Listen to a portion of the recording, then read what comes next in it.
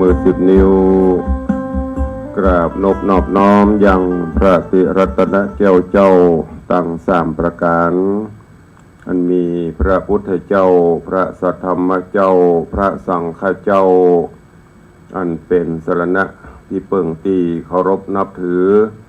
อันสูงสุดในชีวิตกราบคารวะแทบไตไวสาปารมีธรรมพระมหาเถรานุเถระ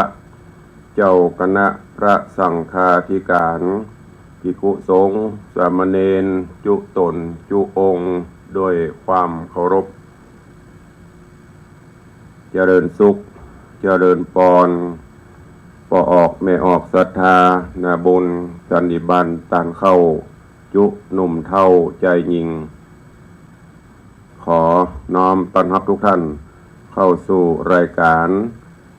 มรดกธรรมกำเมืองและสารธรรมกำเมือง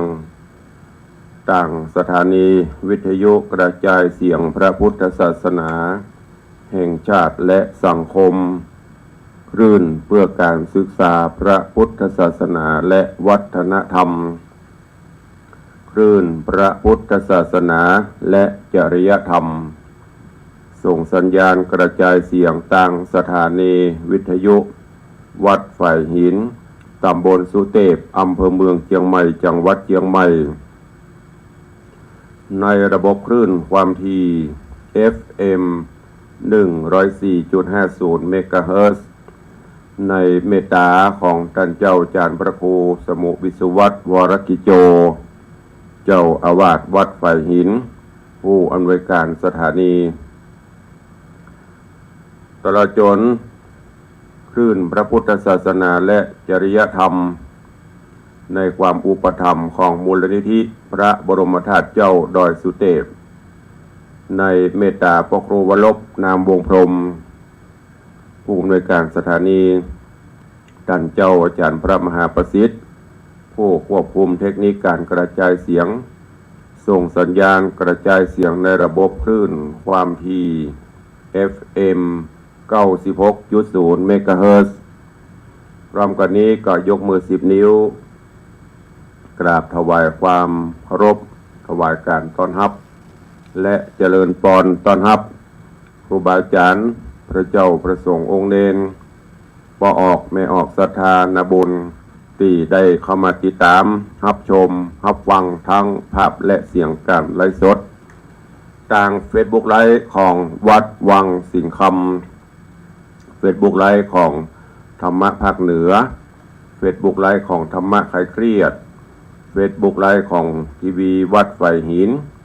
Facebook ไลฟ์ของท่านพระครูสมุวิสุวัตรวรกิโจ Facebook ไลฟ์ของญาติโยมศรัทธานาบุญครูบาอาจารย์ที่ได้แชร์เสียงธรรมแชร์เสียงบุญแชร์รายการนี้ไปยังกลุ่มเพื่อนๆของทุกท่านรายการนี้ดำเนินโดยกล่าวกับผมอาตมภาพพระครูวิสิทธิ์ศรีลาภรณ์รองเจ้าคณะอำเภอเมืองเชียงใหม่เจ้าอาวาสวัดวังสิงห์คำตำบลป่าแดดอำเภอเมืองจังหวัดเชียงใหม่หรือตุลุงในวังได้นำรายการนี้มาพบมาปะกับทุกท่านตั้งแต่เวลานี้เป็นต้นไปวันนี้ปะกันสดๆร้อนๆจากเตาก็ต้องขอประทานอภัยสู่มาอภัยครูบาอาจารย์ท่านเจ้าญาติโยมศรัทธาก็ห่างหายไปเมินตั้งแต่ปีใหม่มาก็ได้มาปะกันบอกกี่วันก็หายไปเป็นเทปมาแตนเอาเสียงแห้งมาแตนวันนี้ปะกันสดๆร้อนๆจากเตาทั้งนี้และท่านั้นที่หายไปกับได้ไปที่ไหนเนอะโดยสาเหตุหลายประการอันที่หนึ่งก็คือภารกิจศาสนกิจก็หนาแน่นอันที่สำคัญทำมันเนี่ยก็คือโรคภัยไข้เจ็บโดยเฉพาะมากับหน้าหนาวโรคหวัดโรคไอนิปโทวันนี้ก็ยังบัดเต็มร้อยเนอะ ก็ต้องสุมาอภัยครูบาอาจารย์ญาติโยมล่วงหน้าไว้ก่อนจะโพสบ่โพสก็ยังโหเสือกระเตดไปมันอาจจะไอไปเสียงแหบเสียงแห้งไปพ้องก็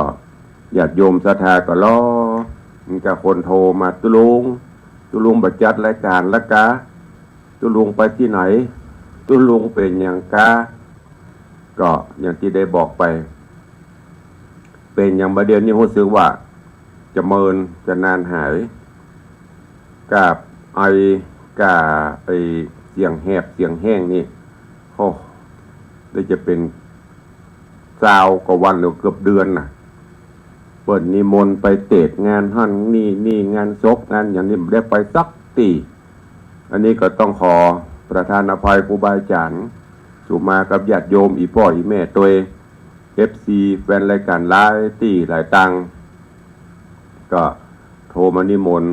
ก็ปรากฏว่าไปไม่ได้ ยังมีอยู่นะไปโปรดเมตตาไม่ได้ก็ต้องขอสู่มาอภัยตัวโยมก็วันก่อนผู้จัดการแมคโครเปิดมาเอาศพแม่มาห้อยที่วัดกับได้โปรดเมตตาได้เพียงแต่ช่วยเตรียมแต่บ่ได้เตดได้อย่างเพิ่นก็ไปซื้อยามาถวายตึงยาพ่นยาอมยากินยาฉันสับปะก็ยังดีๆเป็นเตื้อน้ำมะนาวนี่ปะโทประทานโทษกินจนลุต้องอ่ะ มะนาวน้ำผึ้งเกลือนี่ใส่อันไหนที่มันดีเพิ่นแนะนำมาใส่เข้าไปหมดเพิ่นบอกว่าถ้ามันหมดฤทธิ์มันตุลุงจะได้มันก็ตึงหายก็ยังดีประทังบรรเทาไปวันนี้ก็เลยว่าโอ้เมินนักแกก็เดี๋ยวเพิ่นจะตัดออกรายการทั้งหมดก็เลยได้มาพบมาปะครูบาอาจารย์มาพบมาปะกับญาติโยมก็อาจจะมีการปรับเปลี่ยนเวลาพ้องเด้อปรับเปลี่ยนเวลาเพราะว่าถ้าจะคือปะถึงวันนี่บางเตื้อศาสนกิจภารกิจมันก็มีมันจะไม่ได้ปฏิปต่อเดี๋ยวจะลองปรึกษากับท่านผู้อำนวยการทำกรรมอาจจะปรับเปลี่ยนเวลาพ้องเนาะจะได้เขาก็ได้พบได้ปะกันอยู่ก็เจริญปอนต้อนรับเนอะคุณโยมชนจันทร์ซอนคำเจริญปอนต้อนรับโยมแม่นวลศิริหินเขียวมีFC พูดหนาแน่นยังอยู่กันล้าอยู่นั้นแล้วก็คุณโยมยุพินนอกจากนั้นก็กราบถวายการต้อนรับเนอะท่านอาจารย์หลวงพ่อนพครูวรธรรมนาถหนองเหียงนี่เปิ่นยังเปิ่นห้องก็คงโทนคงกระพันชาตรีเปิดจัดรายการถึงวันกับฟังอยู่กราบขอบพระคุณหลวงพ่อเนอะอาจารย์ที่ได้เข้ามาเป็นกำลังใจสาธุท่านรองครับผมเช่นเดียวกันเนอะแล้วก็เจริญปอนโยมพี่สมพรรัตนังหรือโยมชิชบากับไวสาเจ้าหลวงพ่อก็เจริญปอนอันนี้ก็เป็นห่วงติดตามข่าวสารส่งกำลังใจถึงวันก่อนก็เอาอาหารเพลนเป็นแหนมเมืองมาฝากวันก่อนนั่นก็ส้มโอขอบพระคุณนักเด้อกับโยมพี่ชิชบาโยมพี่ก็บอกว่าเบาอย่างละ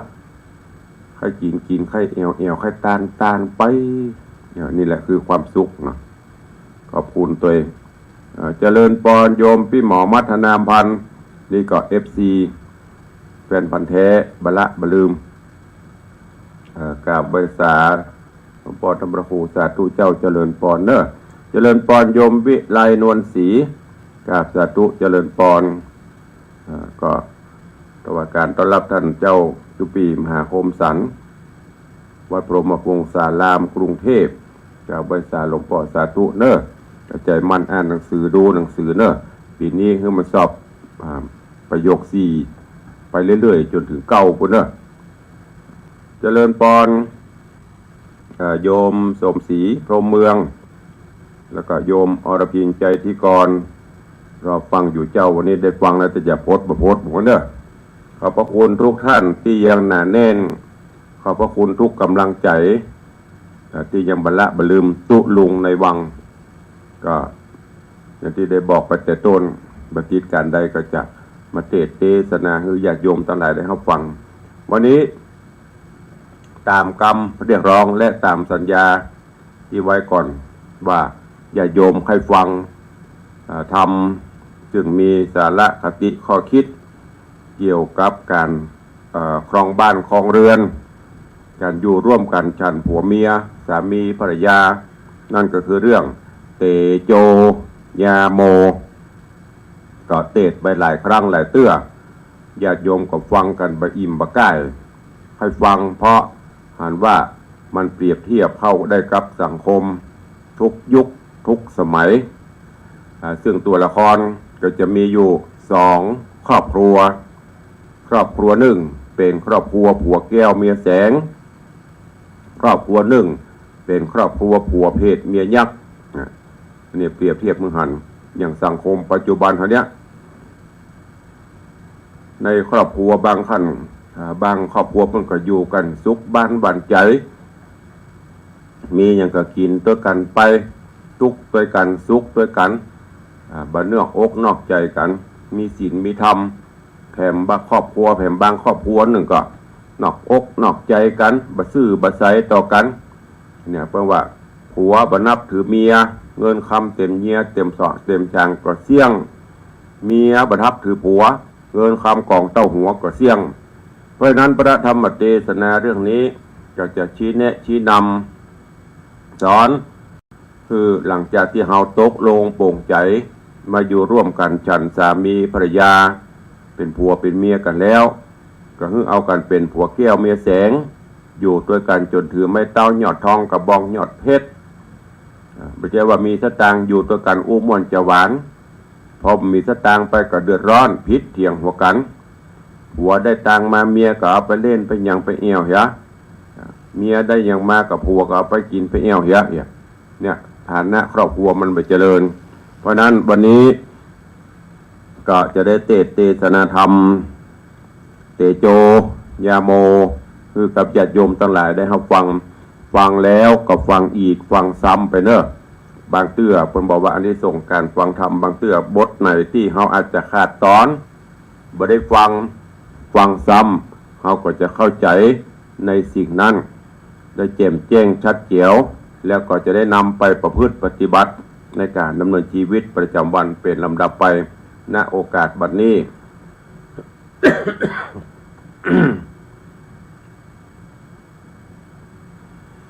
นะโมตัสสะภะคะวะโต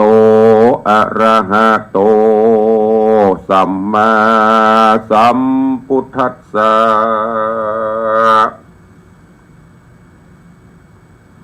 ธัมมจาเรสุขังเสติสัทธะโวตุราสัพพุริสะตังหลา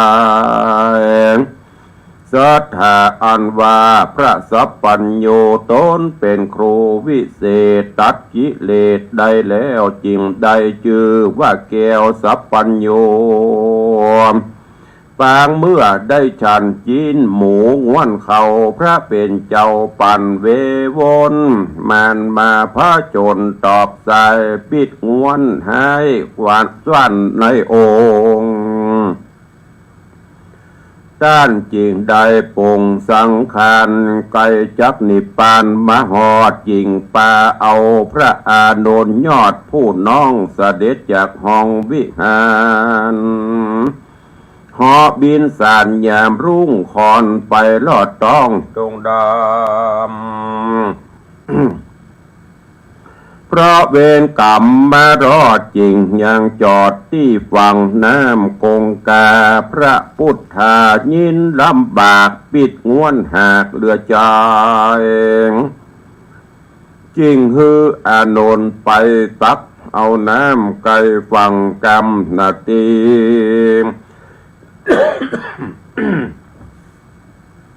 พระอานนท์ก็ย่ออัญจุลีขาบไว้ฮับเอาบาทแห่งพระเงาไทยไปสู่เนี่ยน้ำคงคา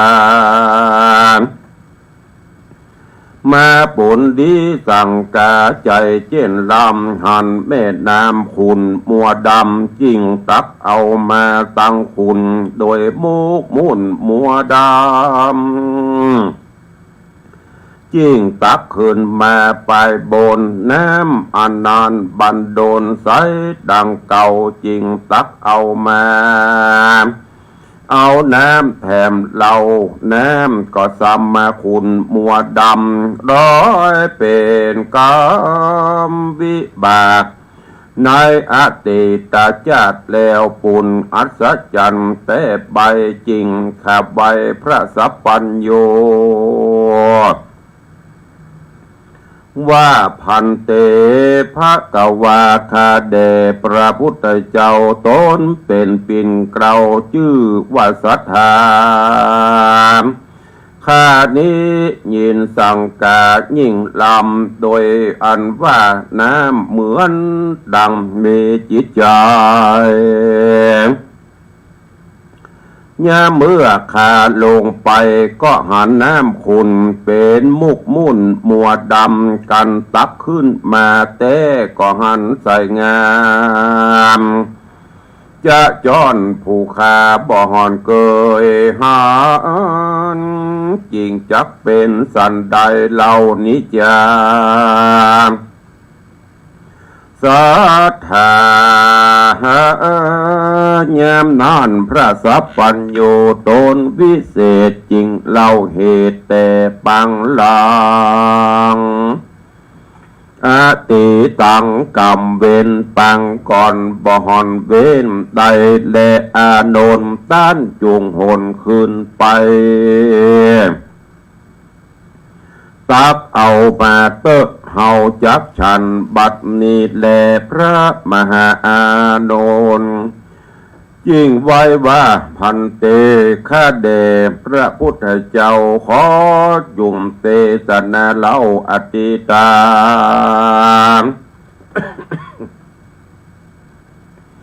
ใครขี้ยาเวนและกรรมอันใดกระทำมาปางก่อนคือเกผู้ขามอนได้ฟังจำชื่อไว้เป็นไม้ไต่สองโลกาจุ่มคุณนาเดเตอสัทธาอันว่าพระพุทธเจ้าจึงเตสนาวาดูราอนันตะอติเตกาเลในกาละอันนานล่วงแล้วยังมีสหายเกี้ยวสองคนได้เอาตนไว้นาจุติจากจันฟ้าเมืองโบนเอาตนลงมาเกิดในกำเนิดเมืองโคนตุกอับจนลำยิงบ่มีสมบัติคอนคิงสักอันปีเดือนและวันปันไข่แยมเมื่อสองจะเอาใหญ่ขึ้นมาจริงใดจะไม่รอเอากันเป็นเกี้ยวต่อสหายว่ากันสองเฮาใหญ่ขึ้นมาไปนากันผู้ใดตกถอยจ้าทาอารุณแม่นคนใดมั่งบนได้หลากเขาของมากมิลายมีงัวควายจ้างมาตั้งพื้นผ้าแผ่นผ้าครัวใบเข้าน้ำพัดใจตุนเตาได้เป็นเจ้าแก่เงินคำแม้นคนใดทะลาตกทุกข์ยากก็อย่าได้พรากจากเสียกันโจอ้อยตือยันอุ้มไว้เตอะเนอเสียวเฮยว่าอันตะโตปัฏฐาอย่าแลบแต่นั่นไปนะส สองขาก็จำเลินไวยญาส่วนปิตามันดาบตั้งสองฝ่ายก็มาใส่ชื่อเด็กน้อยว่าเตโจผู้หนึ่งใส่ชื่อว่ายาโมสองสหายใหญ่โตเป็นหนุ่มน้าเอาก็ได้ภริญาเมียในคุ้มเจ้าป้อเศรษฐีเตโจได้เมียดีชื่อว่าจันตาส่วนยาโมได้เมียชื่อว่ามาริกาแล้วเอากันมาอยู่สร้างเตโจแปลงบ้านกวางอยู่หนวันตกส่วนยาโมอยู่หนวันออกแห่งบ้านป้อเศรษฐีก็มีนั้นแหละนะปานดังเตโจกับนางจันตาสองภริญาผัวเมียคู่นี้อยู่ฮักกันแต่งกันลำเลิศเป็นผัวเมียผาเสดนักนามเป็นกู้มั่นกันมาแต่ชาติก่อนเป็นผัวแก้วเมียแสงบ่อนนายแหน่งละว่างเขานี่จ้างเสาะหากันมีความหันถูกต้องดังพี่น้องสืบสายมามีกำจาอ่อนอ้อยปากตันถอยเพราะม่วนฟังระร่วนวอนใจบ่มีภายในเพียบได้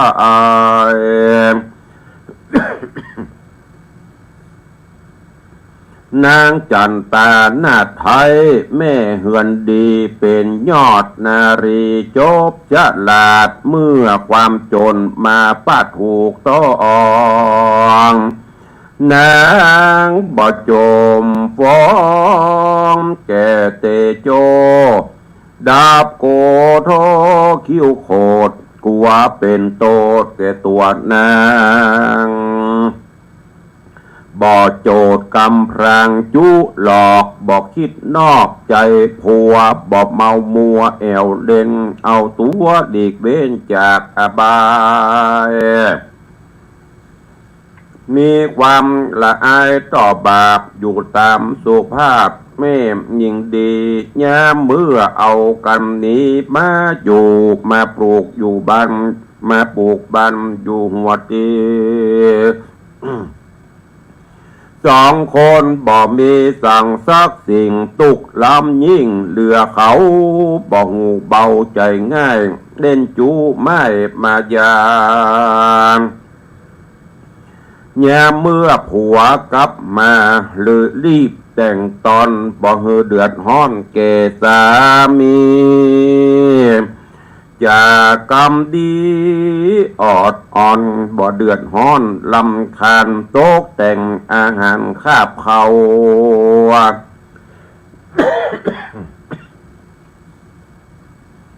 ยามเมื่อผัวกลับมารีบแต่งตอนบ่เหือเดือดร้อนสามี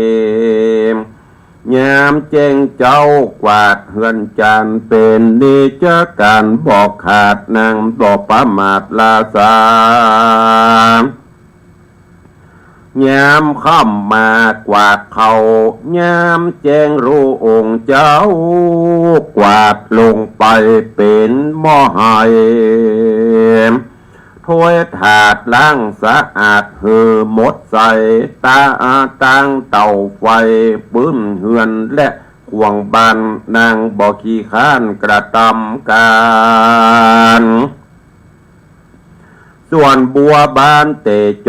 ต้นเป็นผัวแห่งนางใดกระทำการก่อสร้างเงี้ยแปลงบานหอมครัวหวังเอาตัวและครอบครัวอยู่สุขสบายในวันนาโอดลำบากเวียกกันอยู่จุวันยามบอกขาดก็มีแหละนาเตนี้จักจ่าเธอ สหาย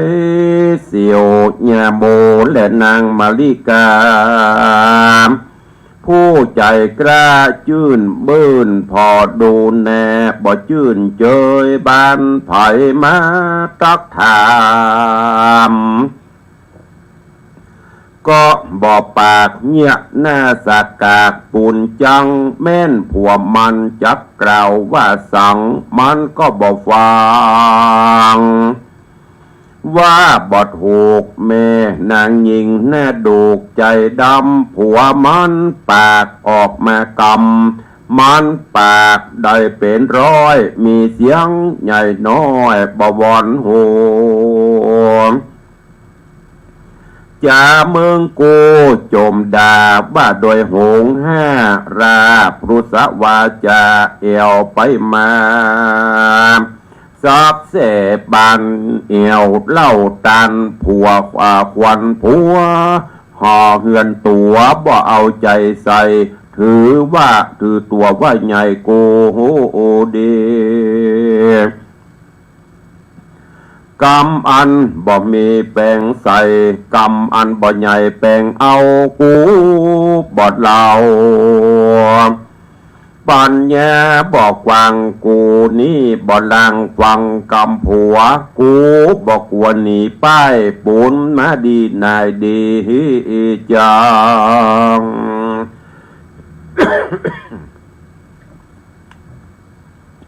กูบอกวังเป็นดีมีห่างเถิงเป็นเจ้าจ้างกูบ่ยินดีคนใจมีจอบสู่ยามทำเป็นจู้อยู่หลายคนอันนี้แหละนะโบราณว่าไว้แม่ยิงแม่ยังแม่กลางไก่หัวแม่หัวไก่คมแม่จมหื้อผัวแม่คนขัวลงล่างแม่ย่างแม่เหาะคือก็มาได้แก่นางมาริกานี้แหละนายามใดเมื่อพิษเถียงกันยามใดเมียฟันบุงเปียดซาผัวมันกว่าบุกหม้อตีหาย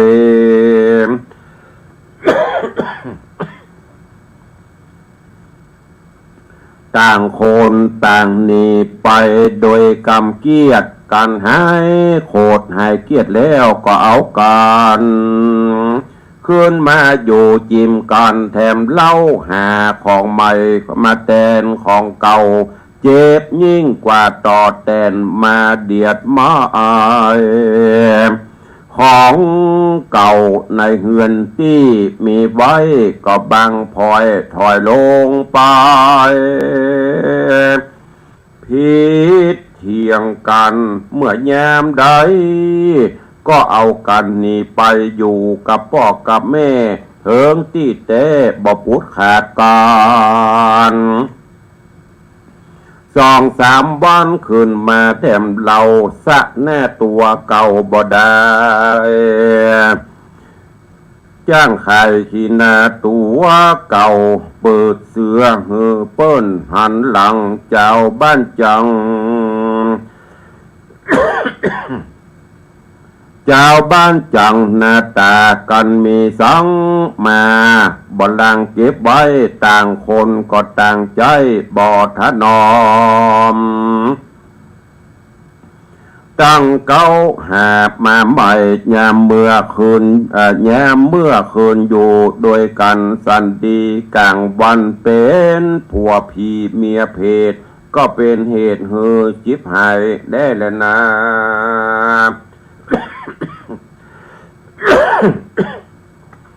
กาตาในการลาดนอน2 เท่าเศรษฐีพ่อแม่ก็มากึดแต่ในใจว่าเป็นสันได้เสียแต่และนอผัวเมียกู้นี้มาพิเถียงกันบอกขาดตั้งแต่เจ้าถึงค่ำบ่พร่ำใดยินกำดี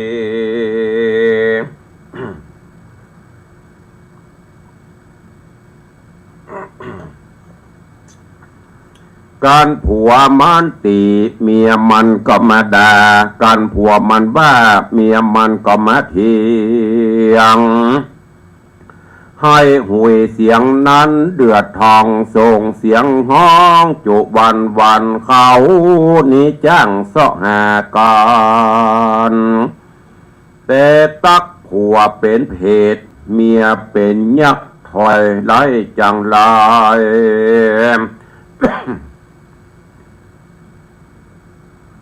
กูจักลองดูใจเขาก่อนจักฮือเขาผ่อนเบาลงจริงเอาคำใส่ธงออกจากบ้านว่าหมูตูขี้ขันได้ยินจุงดักอยู่ดักกิน พ้องซาเสียพ้องเตอะอย่าหาจองพิการเสียงนี่นันดังมีตัวเฮานี้ฮ้อนอกตกใจกับสองไทยเขือเจ้าดีลีบ้านนี้เฮาเอาคำมาปั่นนึ่งจักเอามาจ้างสู่เขาบ่ฮือพิษเถียงกันจ้างสู่เขาบ่ฮือพิษเถียงกันคือกุ้มไปนานบา7 วันกันว่าสอดกันไว้กันว่าสู่โอดกันไว้ใดก็จักเอาคำก้อนนี้ไว้ฮื้อสู่จักแถมจ้างมาหัวควายเอาไว้ขายจ่ายแลกซื้อ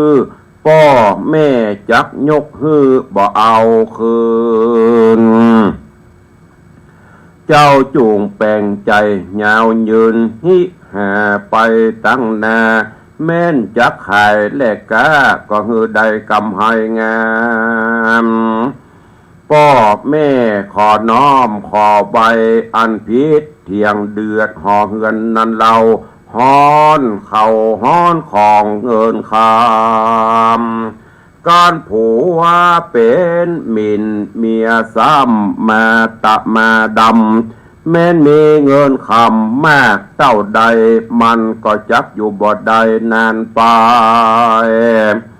ฮ้อนแสบไม่ดังไฟลนกันสู่อดทนบ่ได้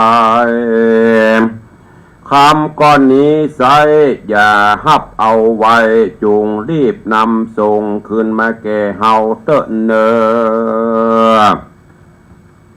ถาดนั้นมาแถมปันนึ่งก็เอาคำแถมปันนึ่งไปสู่บ้านเตโจและจันตา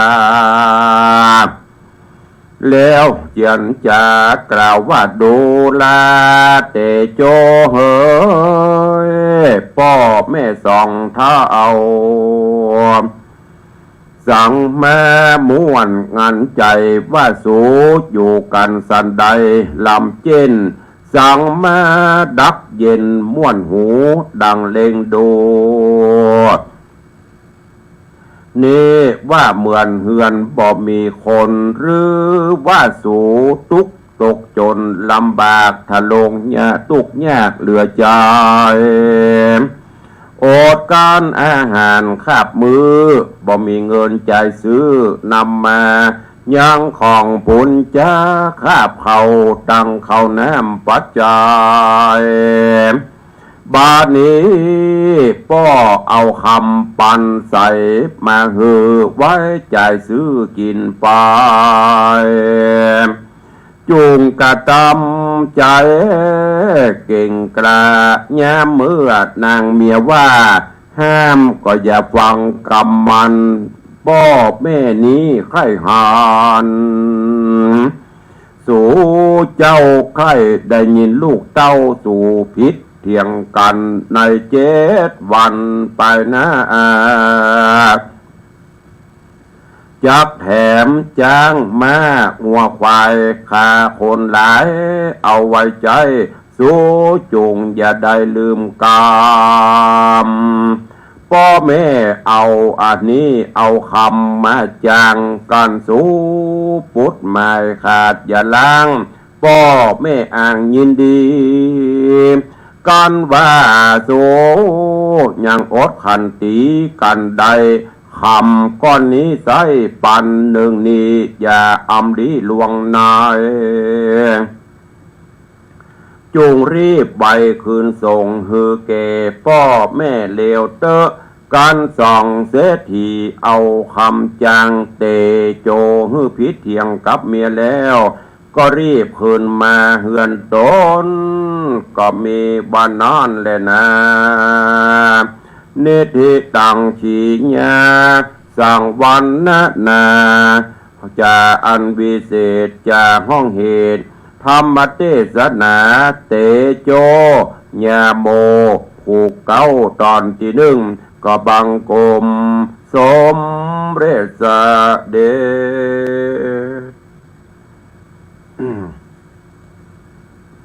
ฟังเตโจญาโม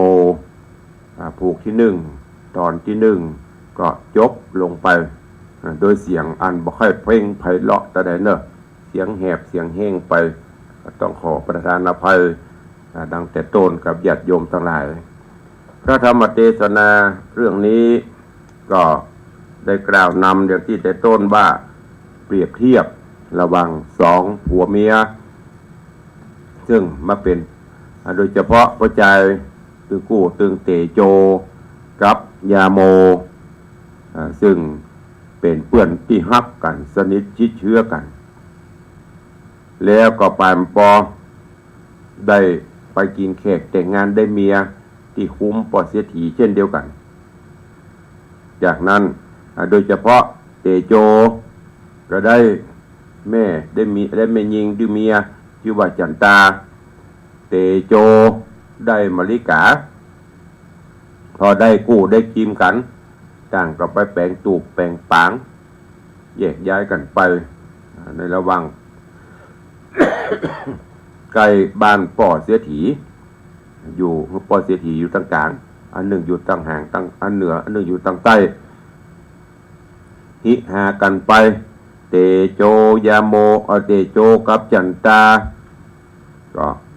สร้างฐานะหลักฐานอยู่เป็นผัวแก้วเมียแสงบดุบดาบเดือดบว่าอย่างกันมีอย่างก็กินกันไป มีอย่างไรแห้งก็กินข้าวกับเกลือก็กินได้ไม่เดือดร้อนไม่บ่นส่วนยาโมกับมลิกาอันนี้ผัวเพศเมียยักษ์พิษหัวกันหยุดตึงวันกันพิษหัวกันมากระวังเตอหม้อให้ตะไลปากแล้วและแล้วแล่นบุกหม้อบุกไหอย่าล้างกันไปหายโคตรหายเกียรติกับปิ๊กไม่เห็นมั้งป้อเสียถีก็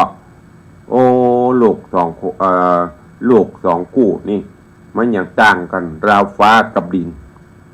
กู้ของเตโจกับจันตานี่ดักปิ้งบินบ่อยดักหูเย็นใจบ้านเหมือนอย่างบ้านล้างไม่ได้ยินเสียงพิษเถียงหัวกันสักเตื้อ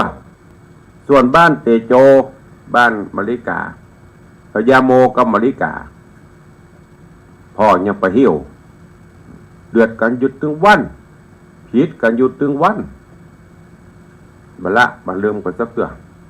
ผัวกรรมเมีย7 กรรมเมียกรรมผัว8 กรรมจะได้ดีพ่อเสียทีก็เลยจะลองหาอุบายไปบ้านเตโจกับจันตาก็ไปห้องหาเตโจกับจันตาก็ออกมาต้อนรับพ่อเสียทีถามว่าพ่อมันจะได้มีอย่างจ๊ะพ่อเสียทีก็บอก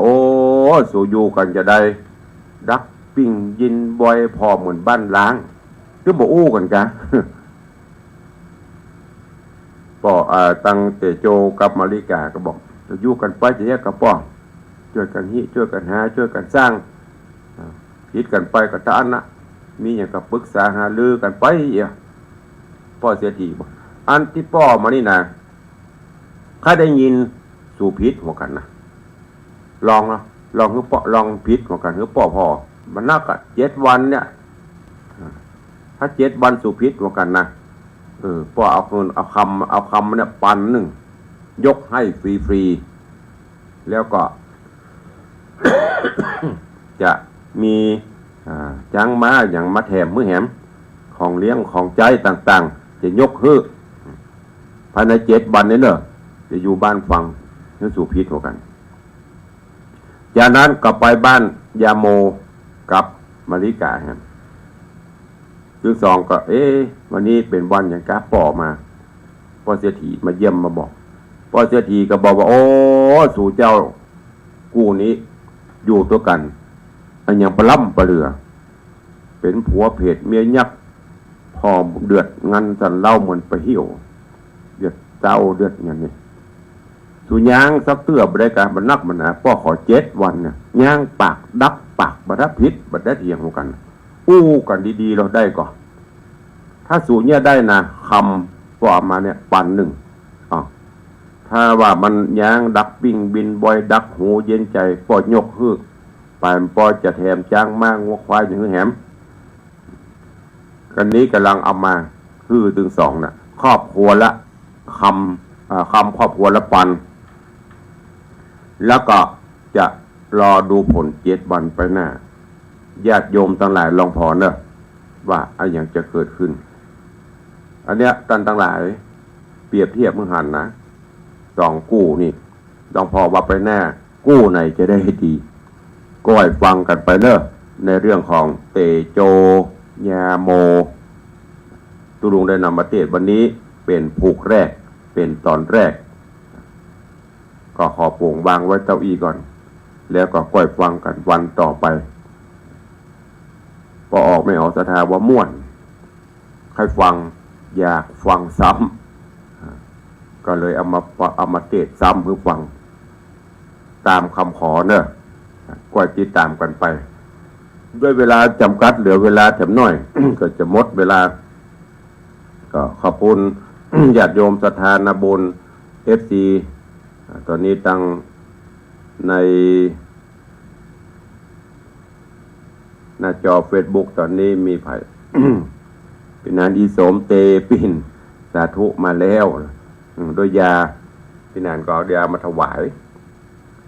ก็ฉันไปก็ดีขึ้นเนาะมันโทรมตลอดเนาะมันก็ต้องมีปัญหาขอบคุณเนอะโยมพี่นานอีโสมเตปินขอบคุณกับโยมอัญชลีโยมพี่อัญชลีคำกิติโยมจนจันทร์ตอนคำเนอะขอบคุณยินดีต้อนรับกับคุณโยมจันสายแป้งหลวงกราบสาธุเจ้าคุณโยมทองคำที่วงคำแล้วก็มีท่านหัวหน้าหนึ่งปัญญาจารย์วิจิตรธีรธรรมเป็นได้หันนอนเดี่ยงกัน เดี่ยงหาบุยๆเนอะจะได้มาแยกการต่อ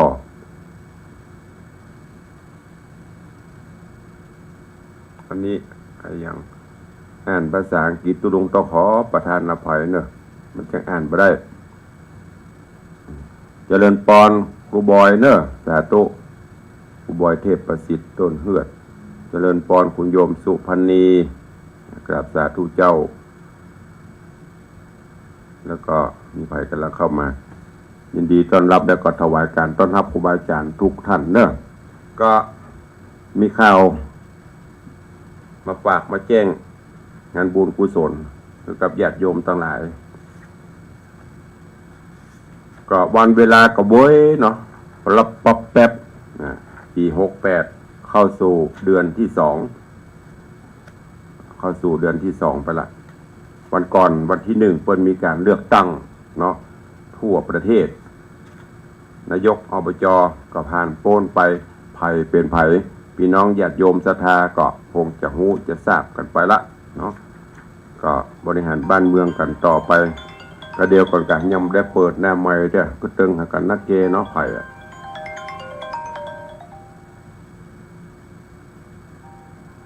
ฮัลโหล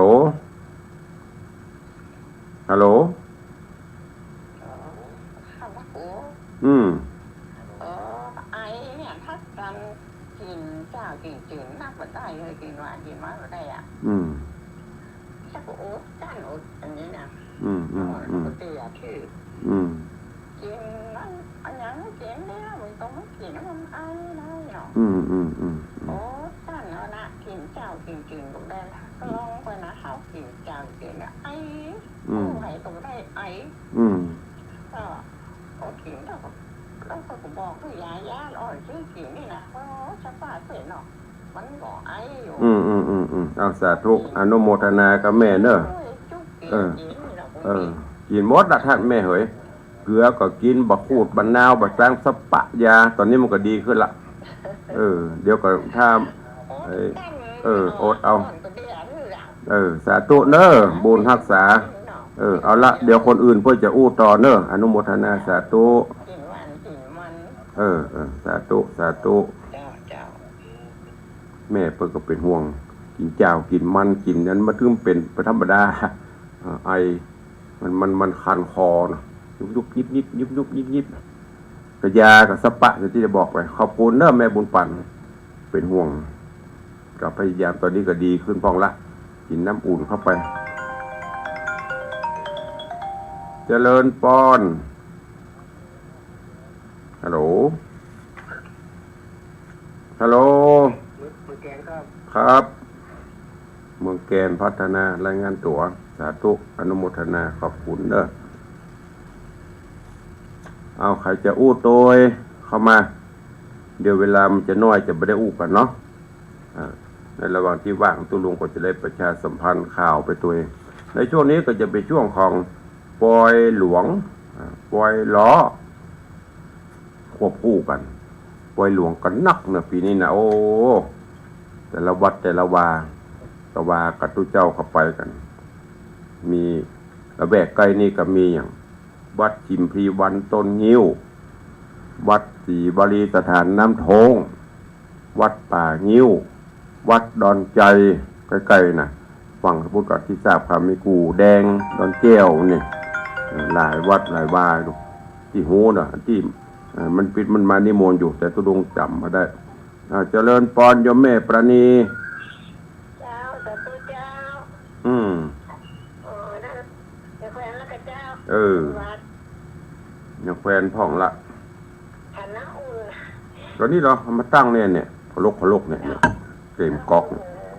ตึงอุ่นตึงเย็นตึงน้ำเพิ่งตึงน้ำบ่านาวตึงน้ำบ่าโขดตึงยาอมยาดมยาสปะแม่น่ะเดี๋ยวไปเดือนพวกเนี่ยไม่ได้ไปไหนสาธุอนุโมทนาเด้อขอบคุณบุญรักษาโยมแม่ปราณีพยัคฆ์ไข่หพลน้องแต้นสันป่าตองวันที่11เนอะ11กุมภาเชิญจวนญาติสนิทมิตรสหาย FC เนอะไปร่วมงานทำบุญสืบโหราจตาคือกับโยมป่อทองใบเปรมประชาเราป่อวีเด็กกันเนาะในโอกาสทำบุญอายุครบ96 ปี12 5 60 12 6 72 12 8 12 7 12 8ลืมไปละแม่สุขุนครบรอบ96 ปีโยมป่อทองใบเปรมประชาเจิญไปร่วมกันเนอะที่วัดสุวรรณสิมพรีวัดป่างิ้วดอยสะเก็ดโยมป่อกับวังสิงคำนี่เปิ้นบรรละสักเตื้อนะมีกินมีตานมาตลอดวันล่าสุดนี่ก็กฐินเปิ้นก็มางานนี้ก็มานิมนต์ผ่ายโพธิ์ตุลูกพระหลานตัวนิมนต์ไปร่วมเจริญพระพุทธมนต์ก็รวดเจิญจวนบอกญาติโยมศรัทธาเนอะวันที่11กุมภาที่วัดป่างิ้วหรือว่าวัดสุวรรณสิมพรีโดยสะเก็ดงานทำบุญครบรอบอายุวัฒนมงคล96 ปีของโยมป่อทองใบเปรมประชาเนอะเจิญไปร่วมกันเจริญปอนการนมัสการเจ้าได้ยินเสียงตุลุงก็ดีใจเจ้าได้กินใบชะพูกับหอมสับปะในเว็บเปิ้นบอกขณะเปิ้นบอกให้เอาบะขูดกินแรงเลยเจ้าเปิ้นแบบไอแต่ มันบาหมดฤทธิ์มันแม่อย่างคนเฒ่าแก่เพราะว่ามันบาหมดฤทธิ์มันใส่ตึกมันตึ้งหาย ดีละหายขึ้นดีพอแล้วเนอะ80%สาธุเด้ออนุโมทนาสาธุโยมแม่กัญญากรเป็นห่วงเป็นหามเนาะก็อย่างที่ญาติโยมเพิ่นบอกน่ะตุลุงก็พอข้าวกินหมดใบชะพูใบพักกุลิงนะอย่างเห็นมั้ยจะไข่ ตะไคร้ซอยจีเกลือหวดเข้าไปอย่างเห็นมั้ยเพิ่นบอกเอาบะขูดมาเผาบะขูดไปแกงน้ำเผาเสร็จแล้วก็มาผ่าอันเกลือเขาใส่ระบีบแนมมันกินก็อย่างนั้นน่ะแต่ก็ดีขึ้นนะเพราะว่ามันหมดฤทธิ์มันถ้ามันบ่หมดฤทธิ์คนตะกอนเนี่ยเพราะเขาเป็นวัดเป็นอานถ้าเสียงอูอ่าเนี่ยก่อนเพิ่นกินน้ำข้าวหมวกเดี๋ยวนี้ไม่รู้จักอะไรเป็นน้ำข้าวหมวกตุลุงมันเป็นจรวยน้ำข้าวหมวกกับน้ำเจ้เข้าน้ำมาเข้าแม่นั่นแหละโอ้ตะกอนนี่ก็ดีแต่เด้อมือโกนก่อนที่ปัญญานี่นะส้มปัดกินเข้าไปก็ดีเป็นวัดเป็นอานนี่ จะจางไปเดินน้ำข้าวหมวกมันบ่หมวกเตะเปิ้นเต้นต้มน้ำลวกเอาเปิ้นบ่เจ๋บ่มาเข้าบ่เดียวอ่ะปุ่นไอ้หม้อนึ่งก็มีแต่ตุกาดปุ่นไอ้เข้าก็มีตุกาดปุ่นเขาเลือกตึกตักซื้อเหรอกิโลอย่ามันก็เลยหากินยากหน่อยก็ขอบคุณทุกท่านเนอะที่เป็นห่วงเป็นใย งูไปตัวไอไปตัวเป็นอย่างเนอะไปลำคาญเนอะนั่นก็มันหายมิดแล้วมาจัดอีปล่อยแม่ก็คือตึงหารอก็เลยว่านัดถึงได้จากพระครูสมุวิจุวัตรตัวตังขึ้น96เลยว่าวันจันทร์ก็จะเริ่มออกสถานบุญคือตึงหาหรือบ้านก็ได้โดนพอแคนเซิลรายการเอาหมดก็มาจัดให้ฟังใครจะอู้ตัวตุลุงตันใดพ่องเข้ามาเด้อมีตังใดใครจะอู้ตัวเข้ามาได้วันนี้วันที่3บ่มีงานวันที่4มีงานสืบชะตาโยมของได้จันทร์พระมหาบัณฑิตวันที่4ที่วัดคันธารามตงอ้อไปมาหาตุลุงมาไงบ่ได้อยู่เนอะไปเจริญพุทธมนต์วันที่5อยู่วันที่6งานปล่อยหลวงวัดกู่แดงเจริญพุทธมนต์เปิดงานทำบุญปล่อยหลวงวัดกู่แดงตำบลหนองแฝกแล้วก็วันที่7ก็เจริญพุทธมนต์เปิดงานทำบุญปล่อยหลวงวัดฉิมพลีวันต้นงิ้ววันที่8ก็งานปล่อยหลวงวัดศรีวลีสถานน้ำโทงแล้วก็เมื่อคืนมีเทศงานทำบุญบำเพ็ญกุศลศพโยมป่อของท่านพระครูยานอลังการที่บ้านศรีดอนมูลอำเภอสระปีก็มีถ้ามีดีขึ้นมาหน่อยกับงานเนาะจะไปฉลองศรัทธาเนาะมีอีกไหมว่าไงจ๊ะกระดาษลุยไฟวันนี้พลดพลับเข้ามาป้อยหลวงเจดีย์แม่ครัวเกียมอย่างไว้พ่องมีอย่างไว้พ่อง โยมแม่สุปราณีโรมาสาธุเนอโอ้ยังเป็น FC แฟนพันธุ์แท้อยู่บละบลืมกันกระดาษลุยไฟลุยจริงๆเนอะเดี๋ยวไฟจะไหม้หมดนะ มีแล้วเนาะ7 โมงหมดเวลาหมดนำรายการจากทุกท่านไปก่อนเนอะกราบขอบพระคุณครูบาอาจารย์ท่านเจ้าจุตนจุองค์พอออกไม่ออกศรัทธานาบุญทุกท่านที่ได้ติดตามเป็นกำลังใจขอบพระคุณผู้อำนวยการสถานีทั้งคลื่น104วัดฝ่ายหินคลื่น96ของมูลนิธิพระบรมธาตุเจ้าดอยสุเทพและขอบคุณ FC ทุกท่านเนอะที่ได้กดแชร์กดไลค์ใน Facebook ไลฟ์วันนี้ขอนำรายการจากทุกท่านไปก่อนก้อยฟังเตโจญาโมในตอนต่อไปขอความสุขสวัสดีจุงบังเกิดมีกับครูบาอาจารย์ท่านเจ้าพอออกไม่ออกสถานบุญทุกท่านอยู่เย็นเป็นสุขเหมือนกันจุตนจุองค์จุผู้จุคนเนอจัตตาโรธรรมาวัฏันติอายุวันโนสุขังพลัง